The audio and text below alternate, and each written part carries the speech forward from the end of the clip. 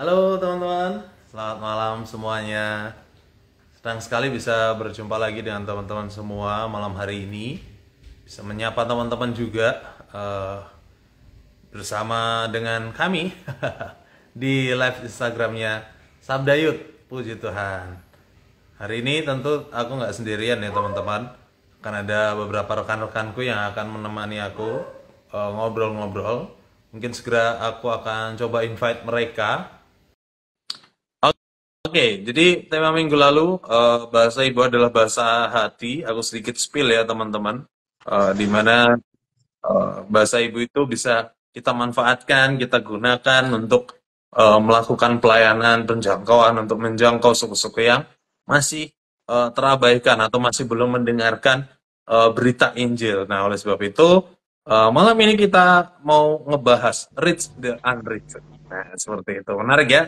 Jadi teman-teman silahkan stay tune sampai akhir nanti. Oke, puji Tuhan ini bisa hadir kedua guest kita Bu Yulia dan Nehemia, dan Tania juga. Halo. Seperti yang aku udah bilang tadi ya, pembahasan kita yaitu Reach the Unreached. Nah, jadi malam hari ini kita mau bahas, mau ngobrol, mau diskusi. Tapi sebelumnya kita berdoa terlebih dahulu ya. Minta dengan kasih Tania boleh memimpin kita dalam doa. Mari kita bersatu dalam doa. Ya Tuhan, terima kasih buat penyertaan kasih Tuhan dari pagi hingga pada malam hari ini ya Tuhan. Pada malam hari ini ya Tuhan, kami akan mulai di Sabda ya Tuhan. Kiranya Tuhan yang selalu tolong kami, sehingga apapun pembahasan yang kami bahas nanti ya Tuhan, bisa dimengerti dan bisa dipahami oleh setiap yang menonton live ya Tuhan. Terima kasih ya Tuhan, terima kasih Yesus, haleluya, amin. Amin. Thank you Tania. Dan nanti teman-teman, sekali lagi teman-teman di rumah boleh banget ya ikut diskusi, ikut ngobrol, ajukan pertanyaan, ajukan semua yang teman-teman mau tahu atau mau ikut bergabung dengan kita, silahkan ya teman-teman. Oke.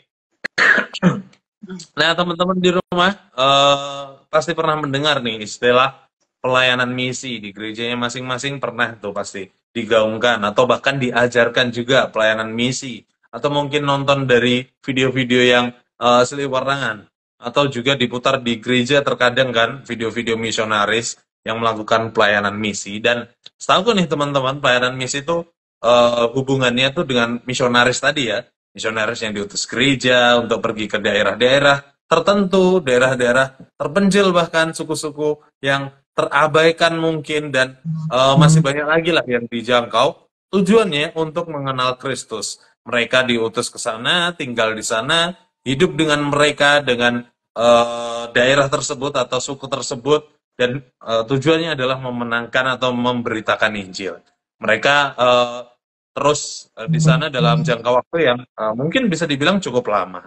Nah, benar nggak sih teman-teman seperti itu definisinya atau pemahamannya? Nah, menurut teman-teman sendiri, apa nih pelayanan misi? Dan mungkin juga bisa disebutkan sedikit lah, apa bedanya pelayanan misi dengan penginjilan? Silahkan.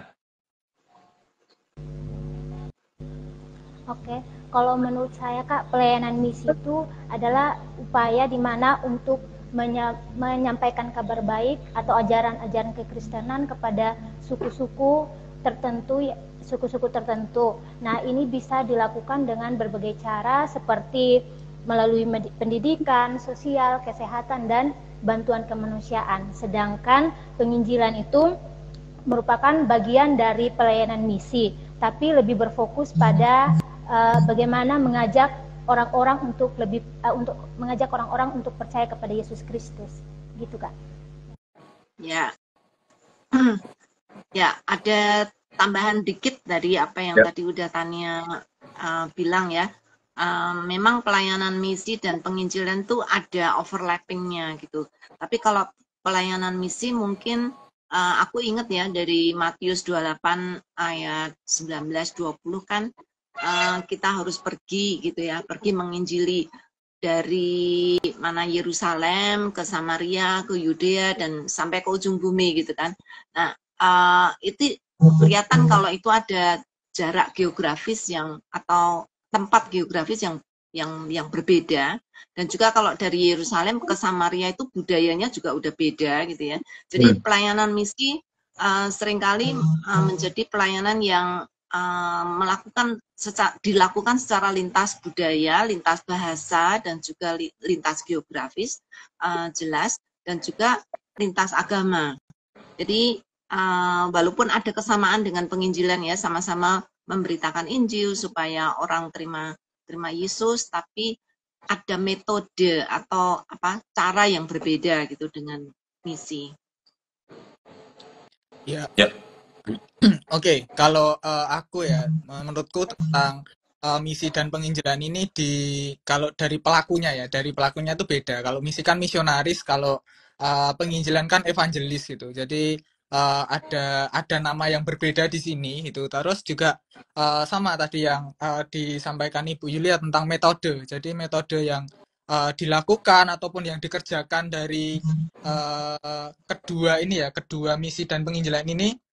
Kalau yang misi itu beragam gitu, jadi sama yang kayak disebutkan tadi ya tentang masuk ke dalam budaya, ke dalam suku tertentu, dan mungkin ada di lingkungan tertentu seperti itu. Terus kemudian kalau penginjilan itu mungkin lebih ke personal gitu, maksudnya secara menggunakan kesaksian pribadi atau istilahnya lebih dekat gitu, lebih dekat rasanya itu. Tapi menurutku keduanya ini saling melengkapi sih antara misi dan penginjilan ini. Nah, tadi menarik aku apa yang disampaikan Nehemia tadi ya. Kalau misionaris biasanya disebut misi disebut misionaris, penginjilan evangelis. Nah, gimana kita yang nggak punya jabatan nih? Kita yang mungkin nggak disebut misionaris, nggak disebut evangelis, karena evangelis biasanya kan jabatan gerejawi juga salah satunya, atau utusan gereja. Nah, apakah kita juga melakukan penginjilan? Ya, harusnya sih ya menurutku ya, karena amanat agung kan untuk kita semua, bukan hanya untuk yang punya jabatan, dalam artian misionaris dan evangelis. Gimana menurut teman-teman nih? Ya, setuju sih. Kalau penginjilan, tadi pertanyaan Re apa? Ada pertanyaannya ya? Ya, misionaris sama evangelis tadi yang di-mention oleh Nehemia gitu. Yang melakukan misi dan melakukan penginjilan biasanya misionaris sama evangelis. Gimana dengan kita? Apakah nggak wajib gitu? Iya. Ya, kita semua punya tugas ya pasti untuk menginjili, memberitakan Injil, walaupun metodenya berbeda-beda gitu. Ada tadi aku ingat Tania juga ngomong tentang pelayanan sosial, pendidikan, rumah sakit gitu. Jadi kita semua sebenarnya terpanggil untuk menginjili dengan cara atau dengan posisi kita di mana kita sedang berada. Kalau kita ikut ambil bagian dalam pelayanan misi di rumah sakit, ya pasti kita harus sering ke sana gitu ya, supaya kita bisa menginjili atau mendoakan orang-orang yang sakit dan lain-lain. Jadi tergantung kita ditempatkan Tuhan di mana, dan kita tetap harus menjalankan amanat agung di tempat itu gitu, sesuai dengan apa yang kita mampu. Iya, kalau aku sama sih, maksudnya dengan yang Ibu Yulia sampaikan tadi. Jadi tentang kita akan mengabarkan firman Tuhan itu. Berarti isinya sama nih, isinya firman itu. Tapi ke yang tadi tentang pendidikan, ke ranah-ranah kehidupan sosial, masyarakat dan lain sebagainya, itu kemasannya sih. Menurutku kemasannya yang berbeda, tapi isinya tetap sama. Kita perlakuannya aja yang misalnya di tempat A sesuai dengan kebutuhan ini gitu, dikemas sedemikian rupa sehingga pesan Injil itu tetap tersampaikan gitu sih.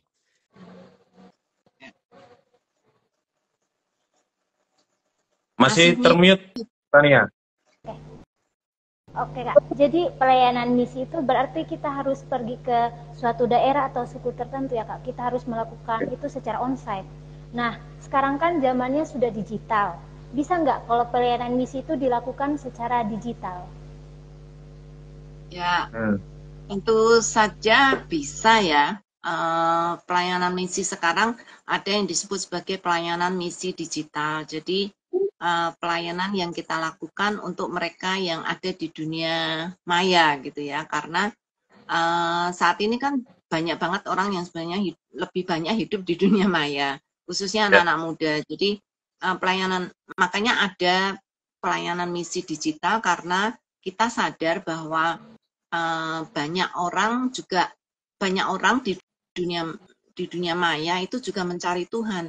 Banyak orang di sana juga sedang mencari kebenaran gitu. Jadi itu sebabnya ada pelayanan misi digital dan itu tidak harus onsite. Maksudnya kita bisa bertemu dan kita bisa ngomong-ngomong, kita bisa melayani mereka dimanapun di mana mereka saat ini berada, yaitu di dunia maya. Nah, di dunia nyata kita bisa lakukan itu secara onsite kapan saja. Tapi ini bagi aku melihat ini sebagai satu kesempatan ya, karena sekarang banyak banget orang yang hidup di dunia maya. Satu hari kadang orang ada main HP bisa sampai 4, 5, sampai bahkan 8 jam gitu ya. Itu HP dibilang dia hidup lebih lama di dunia maya daripada di dunia nyata. Ya. Ya, aku jadi ingat episode yang sebelum-sebelumnya di Sabdayu, teman-teman. Di kami Sabdayu pernah membahas screen time gitu. Bagaimana pola kita menggunakan HP atau dunia gadget kita itu panjang gitu. Screen time kita itu cukup panjang, sehari bisa lebih dari 8 jam. Dan faktanya teman-teman, aku baca sedikit artikel berapa sih pengguna internet di Indonesia. Di Indonesia aja dari 2023 Januari ini sudah mencapai 213 juta orang yang sudah menggunakan internet gitu. Setidaknya bisalah buka Google ya kan. Ini baru menggunakan internet aja. Dan kalau melihat tadi pertanyaan dari Tania tadi, artinya ini sangat bisa dilakukan karena kita juga bisa memanfaatkan banyak hal di dalam dunia digital ini, dan khususnya menjangkau teman-teman kita yang menggunakan internet tadi. Itu sih menurutku.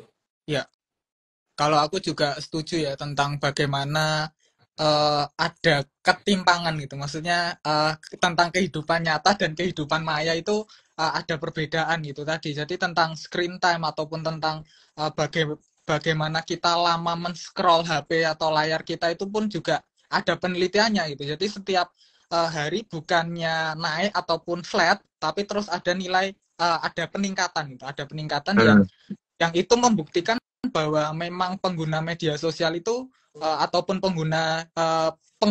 penghuni dunia digital itu semakin hari semakin bertambah. Bahkan nggak cukup one person one account gitu. Jadi nggak cukup satu orang itu satu akun gitu. Jadi ada banyak akun yang istilahnya orang bisa misalnya Instagram akun sendiri, Facebook akun sendiri, X akun sendiri, dan lain-lainnya pakai akun yang berbeda. Itu kan berarti terjadi penumpukan penduduk digital itu sekarang ini itu sih. Ya, ini ada respons yang menarik dari Franz Hopper. Pelayanan misi lebih kepada salah satu metode penyampaian Injil. Jadi pendekatan lewat budaya, kehidupan sehari-hari di suatu daerah. Lalu dia nambahkan di suatu daerah membawa Injil yang tidak mengubah isinya, tapi mengadaptasikan penyampaiannya. Jadi secara penyampaian berbeda. Kalau misi bisa karena mereka hidup cukup lama. Kalau ini di dunia nyata ya. Kalau misionaris itu tinggal di satu tempat cukup lama, dia bisa membangun relasi, membangun persahabatan, saling mengenal. Jadi mereka bisa punya lebih banyak waktu. Tapi kalau di dunia digital mungkin agak ada kekurangannya juga ya, karena kita nggak melihat mereka secara nyata. Kita hanya lihat mereka secara screen time atau lewat texting gitu ya. Jadi kadang kita nggak tahu apakah mereka itu sungguh-sungguh atau mereka tuh benar-benar tertarik untuk bersahabat dengan kita, atau mereka hanya cuman buang waktu gitu ya. Jadi ada kelemahannya sih secara digital. Tapi ya tadi respon dari Franz menarik sih. Kita mengadaptasi cara kita menyampaikan, tapi di dunia nyata lebih bisa tahu hasilnya langsung. Kalau di dunia digital mungkin agak sulit karena kita harus lebih banyak mengenal mereka lebih dahulu gitu ya. Ya, aku mungkin sedikit cerita juga teman-teman terkait mungkin misi atau penginjilan di dunia digital gitu. Pernah juga aku lakukan sebelum di Sabda ini, aku sebelum pelayanan di Sabda, aku cukup aktif di TikTok juga. Dia melakukan menginjili ya. Ada fitur stage di situ. menyampaikan kebenaran, apa yang salah aku benarkan, aku menyampaikan kebenaran di situ. Ya banyak respons juga yang aku dapatkan, ada yang terima, ada yang juga memperdebatkan, ya macam-macam. Tapi kurang lebih aku melihatnya di dunia digital nih menjadi ladang yang cukup baik gitu untuk kita menyampaikan Injil Kristus, untuk kita melakukan misi, untuk kita melakukan penginjilan, dan hasilnya tetap berdampak kok. Tuh. Meskipun mungkin nggak kelihatan tadi kalau Ibu Yulia nggak kelihatan, tapi percayalah Bapak Ibu pula, percayalah teman-teman, selalu itu membawa dampak untuk orang-orang yang melihatnya. Sesimpel kita buat quotes atau buat kutipan ayat gitu, itu pun membawa dampak yang besar gitu di dunia digital karena ladangnya juga besar. Itu sih. Ya, ngomong-ngomong soal ini ya, dunia digital sama yang kita sudah banyak bahas di pembicaraan kita pada malam hari ini kan sudah memang bukan hal yang aneh lagi ya bagi kita bahwa memang dunia digital sudah seperti yang saya katakan tadi, penduduknya situ sudah menumpuk gitu. Istilahnya populasi sudah banyak, orang yang hidup di dunia digital juga banyak gitu. Nah, kita sebagai anak-anak muda ya, kita kan Gen Z, jadi generasi Z gitu yang memang menghabiskan waktu yang banyak gitu di dunia maya atau di dunia digital itu. Bahkan istilahnya apa ya? Kehidupan real life-nya itu berkurang gitu. Nah, kalau di dunia digital ataupun di dunia nyata ya, bicara di dunia nyata itu kan namanya ladang misi atau kita pergi ke tempat A, pulau A atau satu tempat disebut ladang misi. Nah, kalau di dunia digital namanya di pelayanan dunia digital. Nah, apakah itu kan ada satu suku tertentu. Misal kita pergi ke Pulau A ada suku tertentu, nah Pulau B ada suku tertentu. Nah kalau di dunia digital bisa nih penduduk digital ini disebut atau dapat menyandang gelar sebagai suku digital nih. Teman-teman gimana nih tentang digital? Oke, aku ya coba jawab teman-teman. Tapi sebelum ngejawab nih, bagus-bagus nih dari komentar dari Pak Lukas. Menurut saya pelayanan misi bentuknya kegiatan sosial untuk masyarakat dengan intinya agar orang yang dilayani dapat mengenal Tuhan melalui kegiatan sosial itu. Jadi sambung kalau penginjilan memang intinya bentuknya mengabarkan Injil. Kadang-kadang bentuknya KKR seperti itu. Kalau dunia digital lebih ke pekabaran Injil dan termasuk suku digital tadi ya yang disinggung oleh Nehemia. Menarik. Sepertinya aku jujur teman-teman, ketika pelayanan di sini di Sabda yang memang lebih banyak berkecimpung di dunia digital, aku baru mengenal suku digital. Suku yang menurutku ini suku keluaran baru, di mana dunia digital yang semakin marak dan penggunanya juga semakin banyak. Nah, oleh sebab itu mereka lah yang disebut suku digital ya. Memang sepakat di mana kita menggunakan digital, menggunakan handphone, menggunakan internet, ya kita termasuk suku digital gitu. Tanpa melupakan suku kita masing-masing, suku daerah kita. Tapi ketika kita masuk dalam dunia digital, yaitu kita menjadi suku yang baru, suku kita yaitu suku digital. Dan itu memang yang menjadi concern ketika kita melakukan pelayanan misi juga. Ya, kita harus menjangkau mereka, khususnya orang-orang yang menggunakan internet, yang menggunakan dunia digital, karena nggak semuanya juga orang yang Kristen yang sudah percaya dan sudah menerima Yesus gitu. Banyak juga orang-orang di dunia digital yang memang benar-benar belum mengenal Kristus dan mengenal Injilnya. Itu sih dariku. Ya, kayaknya kita perlu kasih kesempatan nih untuk Tania ngomong juga ya. Tadi ayo Tania. Mau angkat tangan deh, kalau cepat. Kalau dari saya, benar sih kalau orang-orang yang menggunakan media sosial di zaman sekarang itu disebut suku digital.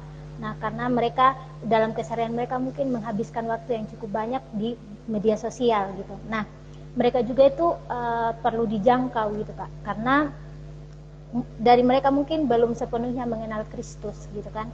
walaupun mereka sering nonton renungan atau share-share ayat Alkitab di media sosial, tapi belum memastikan bahwa mereka itu sudah benar-benar percaya kepada Yesus Kristus. Dan bagaimana kita, karena sekarang banyak juga anak-anak muda yang mulai meninggalkan gereja gitu Kak, dan mereka lebih ke media sosial gitu. Nah, mereka lebih mementingkan untuk mendengarkan khotbah di media sosial dan sudah mulai meninggalkan pelayanan-pelayanan di dunia nyata seperti pelayanan apapun di gereja gitu kan. Jadi kita perlu bisa menjangkau anak-anak yang anak muda terlebih khususnya yang menggunakan media sosial gitu kan. Ya. Ya. Memang suku digital ini satu istilah baru ya, saya pikir ya, yang mungkin hanya Sabda yang memakainya.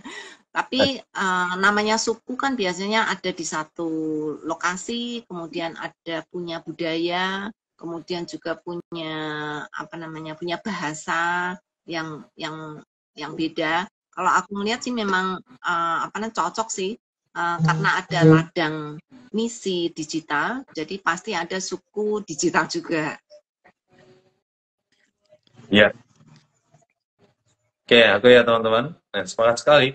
Tadi yang disampaikan Yuda juga, kalau ada ladangnya berarti ada targetnya juga gitu.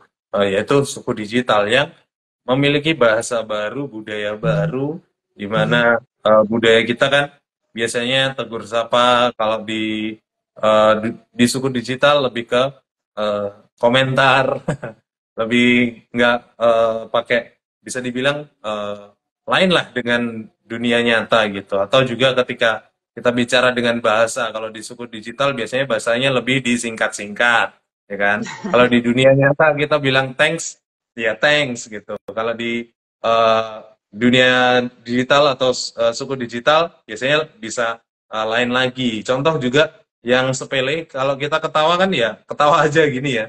Kalau di dunia digital atau orang-orang dengan suku digital ketawanya bukan hehehe tapi WKWK gitu. Itu bahasa baru. Bahasa suku digital. Itu contoh aja sih, contoh. Ya, apalagi kalau sudah main emoticon. Wah, itu anak muda paling seru gitu ya. Kita bisa perang emoticon di dunia maya, dan itu kemungkinan besar hanya anak milenial yang tahu gitu. Kalau orang dewasa, maksudnya orang yang sudah baby boomers yang baca mungkin ini apa gitu.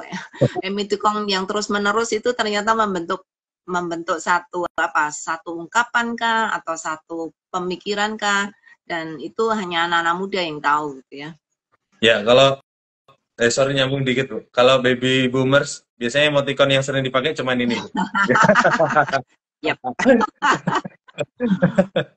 Ya. Silakan nih tadi nih yang katakan. Kalau aku relate banget ya sama gaya bahasa atau gaya pembahasan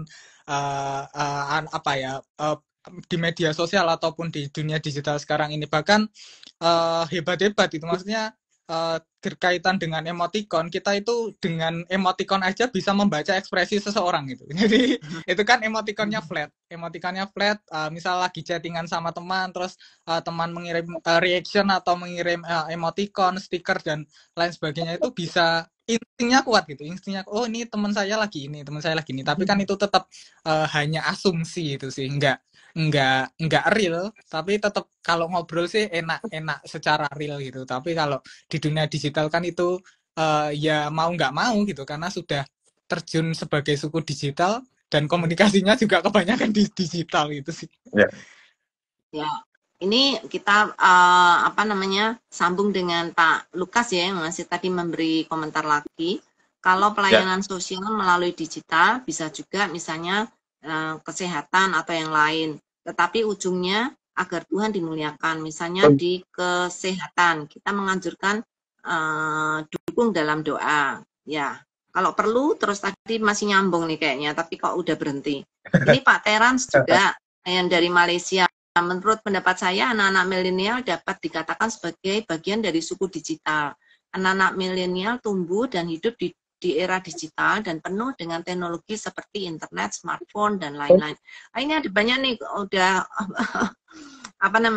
komentar-komentar. Ini ada Kak Nikos, halo Kak Nikos, sudah lama nggak ketemu nih. Apakah suku digital harus selalu punya medsos, Kak? Nah, ini pertanyaan untuk kita semua nih. Gimana nih, Tania? Mungkin Tania bisa jawab nih. apakah suku digital harus punya medsos? Kalau dari saya kayaknya harus punya sih Bu, karena kita jangkau mereka itu melalui media sosial yang mereka gunakan gitu. Ya. Ya. Ya, kalau menurutku istilahnya harus nggak harus tetap akan nyemplung sih, istilahku tetap akan nyemplung ke situ gitu, karena ya gimana, udah dunianya seperti ini, ataupun kalau nggak punya medsos kan paling nggak interaksi ya, maksudnya kita lihat scroll walaupun nggak punya account, tapi sangat jarang sekali sih Gen Z ataupun orang-orang sekarang itu nggak punya akun media sosial, sangat jarang sekali gitu. Jadi kalau dibilang harus mungkin enggak itu, tapi kan kebanyakan rata-rata iya gitu, punya media sosial gitu sih. Saya kira nggak cuma satu, tapi biasanya punya banyak. Ya. Dan Oke. bahkan ya, dan bahkan banyak fake account yang dibuat gitu hanya untuk stalking. Tapi aku mau nyambung sedikit tadi yang disampaikan, apakah harus punya medsos. Aku ingat Yohanes 4 nih ayat 35 yang bagian akhir ya. Lihatlah sekelilingmu dan pandanglah ladang-ladang yang sudah menguning dan matang untuk dituai. Karena kita membahasannya kan di dunia digital, dalam suku digital. Suku digital ini sudah menguning ini ibaratnya. Kalau kita nggak menuai mereka, ya berarti kita menyia-nyiakan. Akhirnya mereka jadi kering juga gitu. Jadi mati kering ya kan. Kalau kita mau menjangkau mereka, berarti apa sih yang mereka gunakan? Ya media sosial. Ya tentunya artinya kita harus juga gunakan media sosial tersebut. Kalau kita misi ke suku-suku kan kita bisa melihat apa yang mereka gunakan gitu. Kita mungkin ke Papua, kita lakukan berburu. Dulu pernah aku punya teman juga misi ke Papua melakukan perburuan, berburu hewan. Tapi mereka juga melakukan hal yang sama. Walaupun nggak punya skill berburu, tapi mereka harus belajar untuk berinteraksi. Demikian juga di suku digital ini. Itu sih menurutku. Ya, ini ada Kak Andika yang bertanya ke Kak Tania. Menurut Kak Tania, secara pribadi, pernahkah merasa dijangkau oleh orang-orang yang melayani di dunia digital? Dijangkau atau menjangkau? Kayaknya menjangkau deh. Kalau dijangkau kan kamu sudah apa namanya, sudah anak Tuhan ya, nggak perlu dijangkau lagi, tapi menjangkau kali. Jadi Tania, gimana menurut Tania, secara pribadi pernahkah menjangkau orang lain di dunia digital? Kalau dari saya saya pernah menjangkau, karena pengalaman pribadi ya Bu. Teman saya itu dia masih Muslim gitu kan Bu. Jadi dia nggak bisa, karena di kampungnya kami itu orang Kristen itu kan kalau mau menginjili secara tatap muka atau langsung kepada orang Muslim pasti akan susah gitu kan Bu. Jadi saya menjangkau dia melalui mengirim renungan, video-video tentang kekristenan, share ayat-ayat Alkitab gitu Bu, biasanya. Ya, thank you. Ini semoga Kak Andika mendengar ya, sudah dijawab sama Tania. Ya, aku boleh nyambung pertanyaan dikit Bu. Tadi. Silakan. Ya, seberapa besar maksudnya efektivitasnya? Kadang kita kan mikir kalau kita pelayanan digital tuh harus benar-benar siapkan khotbah atau segala macamnya, atau benar-benar persiapan. Tadi kalau Tania bilang kan hanya share renungan, hanya share ayat, itu seberapa besar efektifnya di sana kan? Sangat itu sih, sangat apa ya Kak, berpengaruh buat mereka gitu sih Kak. Mereka juga bisa menerima gitu kan. Jadi puji Tuhannya dengan saya share ayat seperti itu, teman saya juga sudah mulai mengikuti ajaran Kristen gitu kan. Jadi sangat efektif kalau dengan share ayat-ayat, video-video tentang renungan gitu kan. Iya. Sip, thank you. Ya, aku setuju banget ya kalau dunia digital itu menjadi ladang misi. Bahkan kalau tadi Ray bilang itu jumlah 200 juta lebih gitu ya orang yang ada di dunia medsos gitu. Jadi aku yakin sih ladang misi digital itu saat ini menjadi ladang misi yang paling besar jumlahnya gitu. Coba di di seluruh dunia kalau kita mikir ya, ini Indonesia saja udah 200 juta lebih. Jadi ladang misi digital saat ini untuk Indonesia, yang paling besar adalah ladang misi ini gitu ya, ladang misi digital. Di satu pulau kan nggak mungkin jumlahnya lebih dari 100 juta gitu. Nggak ada pulau atau nggak ada suku yang jumlahnya bisa segitu besar. Tapi ini suku digital menjadi suku yang paling besar yang perlu dijangkau oleh kita semuanya. Nah ini teman-teman muda ini kan saya generasi baby boomers. Aku nggak terlalu paham gitu ya, kayak tadi bahasa emoticon, bahasa-bahasa digital, kemudian budaya yang ada di digital, nggak seperti kalian gitu yang masih muda-muda. Mungkin kalian bisa share ide-ide gimana caranya menjangkau. Tadi Tania udah ngasih satu cara ya, membagikan renungan. Ada nggak cara-cara lain yang kita bisa lakukan untuk menjangkau anak-anak digital supaya mereka bisa mengenal Tuhan? Iya, kalau dari saya memang ini satu kesempatan yang bisa dimanfaatkan gitu untuk menjangkau suku digital itu kalau dengan caranya itu ya di media sosial sih. Jadi di media sosial itu kan ya kita sudah banyak bahas bagaimana penghuni media sosial itu sangat banyak dan sangat besar sekali. Jadi memang itu yang jadi PR bersama gitu. Nah, kalau dari saya sendiri sih, kalau pengalaman pribadi ya, ataupun bahkan masih saya lakukan sampai sekarang ini, yaitu tentang membuat konten yang simple sih. Maksudnya simple terus kemudian ya memang saya nggak spesifik ke ke satu orang gitu. Jadi nggak secara japri lah istilahnya seperti itu. Tapi saya posting di media sosial dan bisa jadi impact gitu. Maksudnya kan kalau di media sosial kan ya ini untuk informasi aja kita bisa melihat laporan insight-nya gitu. Nah itu bisa kita lihat seberapa potensial konten yang istilahnya kita bagikan itu tadi. Nah sebenarnya nggak usah hal yang perlu ribet-ribet sih. Jadi biasanya itu saya hanya kata-kata simpel. Misal Tuhan mengasihimu, misal Tuhan menyertaimu, Tuhan menolongmu dan lain sebagainya itu bisa satu sisi bisa menjangkau yang belum terjangkau, tapi di satu sisi juga bisa menguatkan yang sudah terjangkau itu tadi. Mungkin masih dalam keadaan orang itu dalam keadaan yang hancur hati ataupun sedang dalam pergumulan yang berat, terus ada konten yang masuk itu bisa jadi penguatan untuk diri mereka sendiri gitu. Itu sih dariku. Oke, dari gue ya teman-teman.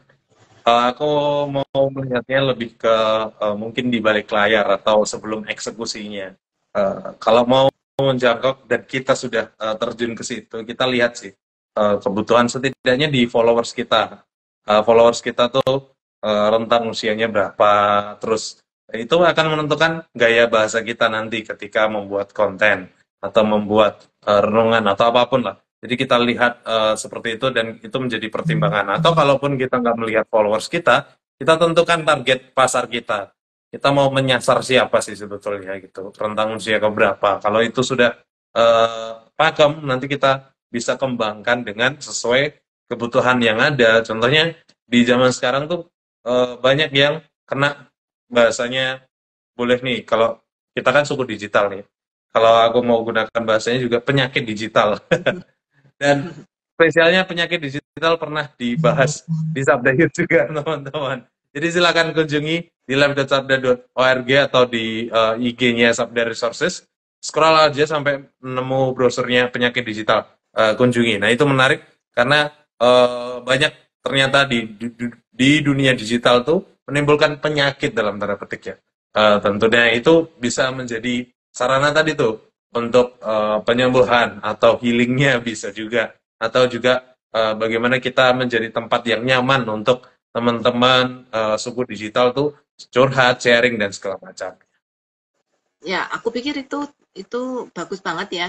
Kalau ada entah gereja, entah organisasi gitu, atau bahkan kelompok orang-orang percaya yang menyediakan satu wadah gitu untuk di dunia digital untuk menjadi tempat nongkrong gitu bagi anak-anak muda, dan di situ mereka bisa curhat, mereka bisa sharing atau bahkan mendapatkan penguatan dan bisa berteman lah dengan mereka gitu ya, sehingga mereka khususnya tadi yang Ray bilang, mereka yang mendapatkan penyakit penyakit digital atau penyakit sosial karena teknologi digital ini, mereka tuh bisa terlayani juga di situ. Jadi menyediakan juga konselor, sehingga ketika mereka curhat tuh ada yang bisa memberikan memberikan masukan dan bisa menolong mereka.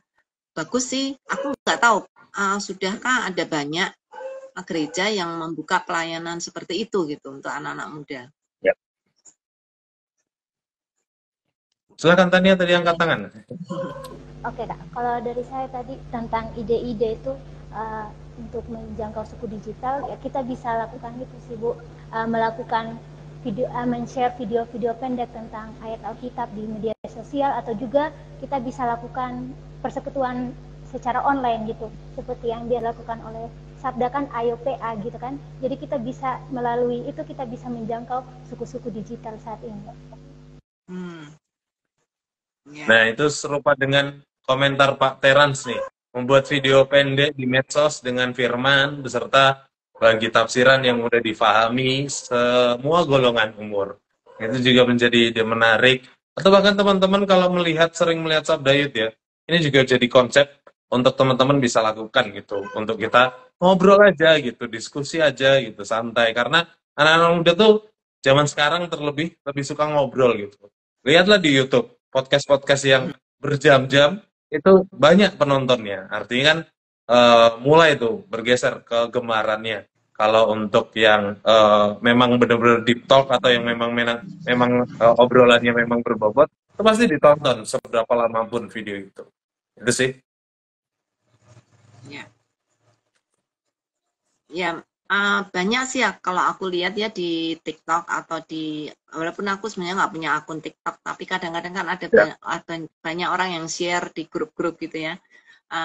Dan mereka bisa saling menguatkan satu dengan yang lain, anak-anak milenial gitu ya, atau bahkan mereka membuat semacam play role sehingga mereka bisa menyuarakan intinya menyuarakan firman Tuhan tanpa harus menyebut nama Yesus, tanpa harus menyebut kekristenan gitu ya, tapi mereka memberikan prinsip inti-inti pengajaran Kristen di dalam obrolan atau di dalam video, kalau tadi juga bisa video atau bahkan infografis atau bahkan gambar gitu ya. Itu untuk menolong mereka yang sedang mencari Tuhan, mereka yang sedang bermasalah, khususnya mereka yang sedang tidak bahagia gitu ya, yang benar-benar mencari makna hidup. Itu gampang sekali itu bisa menarik anak-anak muda ya, saya pikir. Ya. Tonton, silakan. Kalau ada, nanti masa aku terus yang ngobrol nih. Aku sama Bu Yulia terus. Silakan. Kalau ada, Tan, nih. Iya, sebenarnya itu ya memang ada banyak cara yang bisa dilakukan gitu. Tapi ya lagi-lagi kembali lagi ke kita mau ngeset target itu tadi. Memang target kan sangat diperlukan sekali itu. Target sangat diperlukan sekali, bahkan kan kalau mungkin sedikit kembali tentang pelayanan yang fisik ya, yang fisik itu pun kan juga ada targetnya itu. Jadi nggak bisa ya mungkin bisa tapi sangat kerepotan gitu jika mungkin nggak fokus kepada target ataupun targetnya bercabang dan sebagainya, nggak bisa itu. Jadi ya memang ketika bicara tentang pelayanan digital itu tadi dengan pengemasan, ya pengemasannya kan berbeda-beda, tetapi yang aku sampaikan tadi isinya tetap sama, isinya tentang pengabaran Injil, tentang firman Tuhan, tapi treatmentnya itu yang berbeda. Misalnya dengan bahasa yang sederhana, umur sekian sampai sekian sudah mengerti, tetapi dengan bahasa yang mungkin lebih tingkatannya lebih tinggi lagi, umurnya juga lebih tinggi, dan begitu seterusnya, itu kan juga istilahnya ngena ke hatinya itu berbeda-beda gitu tadi sih. Ya perlu variasi juga ya teman-teman. Kita perlu melihat apa kebutuhan mereka, tapi juga kita bisa berikan apa yang kita mau berikan gitu. Jadi nggak serta-merta kita manut mereka juga, tapi kita juga berikan apa yang benar-benar kita mau berikan. Firman Tuhan khususnya. Banyak juga akun-akun yang memang memberkati kita. Ayo PA salah satunya membedah atau menggali kita PA online bareng Sabda Youth juga Sabda Resources maupun juga akun-akun Kristen atau akun-akun rohani lainnya. Ya, aku lihat saat ini banyak sekali anak muda yang juga meninggalkan gereja ya. Mereka masih mengaku sebagai orang Kristen, tetapi mereka sudah tidak lagi ada di gereja. Itu juga menurut aku orang-orang yang perlu dijangkau gitu ya, untuk mereka bisa bersosialisasi, karena banyak dari mereka yang akhirnya punya penyakit sosial, mereka karena tidak punya banyak teman gitu untuk bersosialisasi. Jadi sangat penting sih bagi aku, walaupun mungkin mereka orang Kristen, tapi kadang-kadang kita perlu melihat bagaimana mereka, apakah mereka bertumbuh di dalam iman mereka. Kalau enggak pun itu bisa menjadi target kita gitu. Kayak tadi Nehe bilang, mungkin targetnya bukan hanya orang yang non-Kristen, tetapi juga bahkan orang-orang Kristen sendiri bisa menjadi target. Ya banyak sih kayaknya tugas yang harus dikerjakan gitu ya. Ladang misi digital ini sangat luar biasa dan besar sekali, dan suku digital juga banyak gitu ya, besar sekali. Sekarang yang menjadi pertanyaan, siapa yang mau dipanggil untuk melayani mereka? Silakan jawab teman-teman. Harusnya anak milenial sendiri. Kalau orang yang sudah berumur kan menjangkau mereka mungkin nggak diterima gitu ya. Tetapi kalau sesama milenial, mereka akan jauh lebih diterima, saya pikir. Betul, sepakat sekali. Tentunya siapa yang melakukan ya kita yang memang hidup di dunia digital, yang banyak belajar juga melalui dunia digital. Kita juga termasuk suku digital. Tapi puji Tuhannya kan kita sudah mengerti firman Tuhan, banyak mengerti firman Tuhan, ya marilah kita laksanakan. Tapi juga jangan maksudnya merasa bisa sendiri. Tentu kita perlu gandeng tangan juga teman-teman. Banyak juga teman-teman kita yang mungkin rindu melayani tapi tidak begitu pandai dalam dunia digital, kita gandeng mereka. Banyak kesempatan lah intinya. Kita perlu kerjasama dan gak bisa sendirian. Oke, teman-teman, menarik pembahasan kita. Cukup panjang. 748 juga sekarang. Dan kalau kita masih bisa explore, tentu masih sangat bisa. Karena pembahasan ini cukup panjang ya. Suku digital masih kita bisa gali jauh lebih dalam lagi. Tapi tentunya waktu memisahkan kita malam hari ini teman-teman. Aku ucapkan terima kasih banyak bagi teman-teman yang sudah menemani aku ngobrol, Ibu Yulia, Tania maupun Nehemia. Minggu depan mungkin kita bisa berjumpa lagi ya dengan topik yang baru, tema yang baru, karena memasuki bulan yang baru juga. Minggu depan kita di bulan yang baru, bulan Maret, kita mulai mempersiapkan nih Paskah di akhir bulan nanti. Makanya topik kita di minggu depan adalah Why Him. Nah, menarik ya teman-teman. Silahkan datang, tentunya dengan guest yang baru. Ini komentar terakhir nih dari Pak Terans. Benar Bu Yulia, ternyata banyak yang meninggalkan gereja. Apakah ini disebabkan pengaruh penyalahgunaan medsos? Adakah ada peran penting Ibu Bapak untuk membawa anak-anak ini ke jalur yang benar? Ya, tadi kita sudah sempat jawab sedikit juga. Kalau ini tugas kita, bagaimana kita harus terjun menjangkau mereka dan kerjasama kita semua. Oke, thank you banyak. Sebelum kita berpisah, mungkin dari teman-teman boleh berikan closing statement-nya atau pesan-pesannya untuk teman-teman yang nonton di rumah atau juga bahkan kesannya teman-teman sendiri. Silahkan dari Tania deh, Tania, Nehemia, aku terakhir Bu Yulia. Oke, kalau dari saya, kita harus lebih terbuka untuk menjangkau orang-orang yang menggunakan teknologi yang ada, karena hal itu bisa dilakukan kapanpun dan dimanapun, dan itu sangat mudah untuk kita lakukan dan sangat mudah kita mengenalkan Kristus kepada mereka tanpa bertemu langsung. Kita bisa menggunakan teknologi digital yang ada sebagai ladang misi agar nama Tuhan semakin ditinggikan, dimuliakan dan ditinggikan. Ya, kalau dari saya, suku digital, suku terbesar, dan ada kesempatan besar juga yang bisa diambil di situ. Jadi kita bergandeng tangan lah bersama-sama. Jadi yang generasi senior itu memberikan nasihat dan arahan. Nah, kita yang generasi muda itu memberikan ide-ide kreatif, dan kita yang mengeksekusi gitu untuk bisa sama-sama menjangkau suku digital untuk kemuliaan nama Tuhan gitu. Kalau bukan kita, siapa lagi? Kalau bukan kita, siapa lagi? Mantap. Ya, dariku teman-teman, Lihatlah sekelilingmu ladang sudah menguning, teman-teman. Suku digital banyak sekali, orang-orang di dunia digital banyak sekali. Ini kesempatan yang besar bagi kita untuk melayani mereka. Jangan biarkan mereka terhilang, apalagi kita juga jangan sampai kita sendiri terhilang. Jadi kita perlu waspada, kita juga perlu melihat mereka dengan kasih Kristus tentunya, dengan kasih Kristus yang senantiasa diberikan kepada kita juga gunakan itu untuk menjangkau mereka, sehingga benar-benar suku digital dimenangkan, dan nama Tuhan dimuliakan dalam dunia digital juga. Terima kasih, Tuhan Yesus memberkati. Willia, silakan.